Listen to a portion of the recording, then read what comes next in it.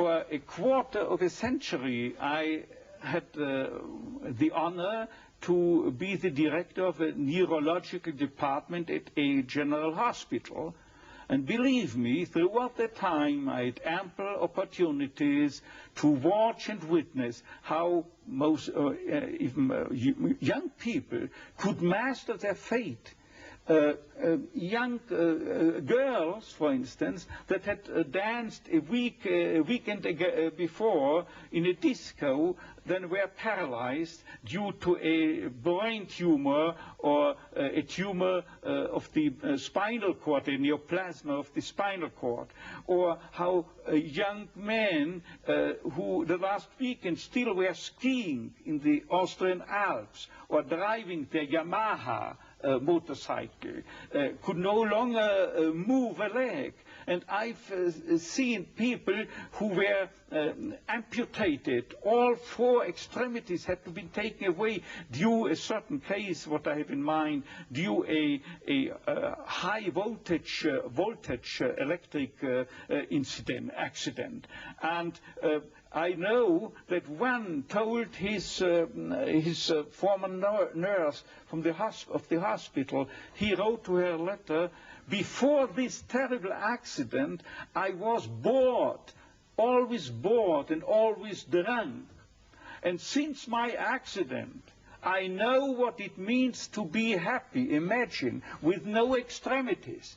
I know what it means to be happy. His life had become full of happiness again, simply because as long as you are pursuing happiness, as the phrase reads, as long as you are aiming at happiness, you cannot obtain it. The more you make it a target, the more you miss the aim and you miss the target. This is most conspicuous in cases of sexual neurosis, where exactly those people, male patients, who are striving to demonstrate their potency, they fall prey to impotence. The more a female patient tries to show to herself at least how much she is capable of experiencing a full female orgasm, the more she's doomed to frigidity. But at the moment, you do not think of pleasure or happiness, but just you give yourself, be it in sexual activities,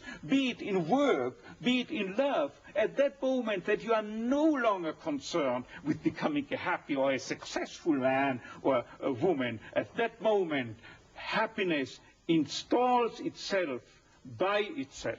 But Dr. Frankel, tell me, how could the people in the death camp at Auschwitz, and you were there yourself, what meaning could they take out of an absolutely hopeless situation? They knew they were going to die. What I can say about the lesson I took home from Auschwitz and Dachau and so forth, let me prefer to speak in a more personally detached way by referring to the absolutely parallel experiences and experience that people had in prisoner war camps. The literature, psychiatric literature in the field of psychiatry of POW camps shows, independently from each other, that psychiatrists found out that those inmates or prisoners were most likely to survive the camp period. Those, I say, who were orientated toward a future, orientated toward becoming free again in the future, and most importantly, oriented to a meaning that they had to fulfill in the future, a task that they had to complete in the future, and or to be reunited with their beloved people in the future again. Let me just recount an incident that happened to me in one of my own concentration camps. I was confronted within a couple of days with two people, two comrades, the one of whom I knew that they are prone to suicide. Now what happened? I asked both why they wished to commit suicide, to take their lives, and without knowing, independently from one another, they told me, see doctor, I've nothing to expect from my life anymore. And you know what I improvisingly asked them, now listen, isn't it conceivable that instead life expects something from you? And then it turned out that one of them was expected by his own daughter, whom he loved above all. In the United States, she had already succeeded in emigrating. And the other then frankly told me and confessed that there was a series of books that he had written and or edited in the field of geography, it was, as far as I remember, and he wanted to complete this series of books. And at that moment there was something like a Copernican reversal. Suddenly the scenery had turned 180 degrees around. Suddenly they saw they have to do something for the world and not waiting until the judgment is issued, death or survival. But these very people had the highest chances to survive under equal circumstances, of course. What I mean is that millions had to die in the concentration camps, particularly in Auschwitz, as you might know, and millions and hundred thousands of them were certainly oriented toward a meaning, if for no other meaning, in religious terms. And they had to die, as they would have said, le Kiddush Hashem, for the glorification of God, out of their own beliefs in the gas chambers. So even at the moment of death, they were able to take meaning out of that moment of death. Exactly. You see, there is what I'm used to calling, when speaking to my students, as the tragic triad of human existence, consisting of pain, death, and guilt. Nobody is spared suffering from diseases, pain. No one of us human beings can escape death, finally. And there is no one who could keep himself free from guilt. It is not possible. But always, as I put it before, always suffering, tragedy can be turned into a triumph, into a human achievement.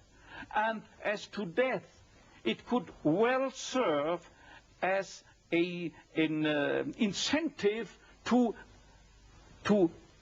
responsible action, because unless we were mortal, imagine if we were immortal, then we could postpone everything. There were no hurry. There were no need to do something right now. But there is a wonderful word of an author who has not written but said it about 2,000 years ago. You find it in the Bible. It is Hillel, Hillel, who once said, if I'm not doing it, who will do it? If I'm not doing it right now, when shall I do it? But if I'm doing it only for my own sake, what am I? This means no really human being. Because a human being is not someone, as psychotherapeutic systems depict the human being. He is not someone that is concerned primarily and originally with complexes, conditions, conflicts, and problems going on within his psychological system, intrapsychically, as it were. But normally, fundamentally, originally, primarily, basically, any human being is concerned with something out there in the world, is concerned with someone out there in the world, a work to do, a job to complete, a task, a meaning, a mission in life waiting for him exclusively, to be materialized, to be actualized by him and by no other person. Right now, who else if not he? And finally, this he doesn't do for himself, for his tranquility, for his discharge of tensions, for his inner equilibrium, for getting rid of the stimuli or of the superego which is dissatisfied, or obeying the father image. But he's doing it for the sake of a cause to serve, or another person to love, and never for himself only. Thus, this is what man can do. And imagine if he were not mortal, then he could postpone everything. There would not be the 1/3, the 2/3 of Hillel's dictum. There would not be sense in the formulation when, if not now, because he's immortal.